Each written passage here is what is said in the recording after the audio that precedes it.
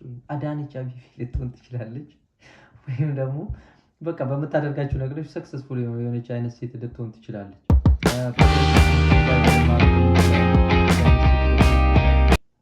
ፕሮቴክቲንግ ፕሮቫይደር ማድረግ የሚችል አይነት ሴትም ልትሆን ትችላለች። ለቤተሰቦቿ፣ ለወንድም ለእህቶቿ፣ ለአካባቢ ላሉ ሰዎች ፕሮቴክት ፕሮቫይደር ማድረግ የሚችል አይነት ሴት፣ በኢኮኖሚካሊ ፋይናንሻሊ ኢንዲፔንደንት የሆነች አይነት ሴት፣ አሰርቲቭነት የምትፈልገውን የምታውቅ፣ የምትፈልገውን በመጠየቅ የምታምንና ያንን ከማግኘት ወደኋላ የማትል አይነት ስትሮንግ የሆነች ሴት፣ ሰዎች የሚመኩባትና አንድ ነገር ታደርጋለች ብሎ የሚተማመኑባት ሊደርሺፕ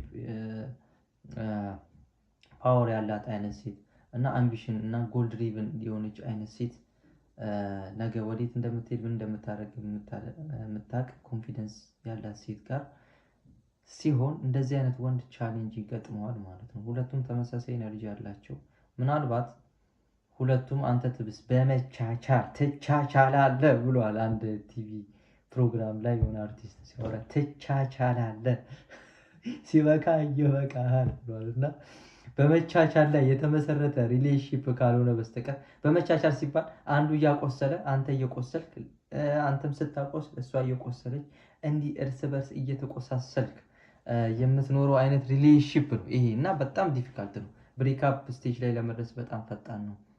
አብዛኞቹ ትዳር የሚፈርሱት በእንደዚህ አይነት ሲናሪዮ ውስጥ ያሉ ሰዎች የሚፈጥሩበት መስተጋብር ወይም ሪሌሽንሺፕ ነው ማለት ነው እና ብዙም ዝርዝር አያስፈልገውም እና ምናልባት አሁን ያለች ፍቅረኛ ወይም ሚስት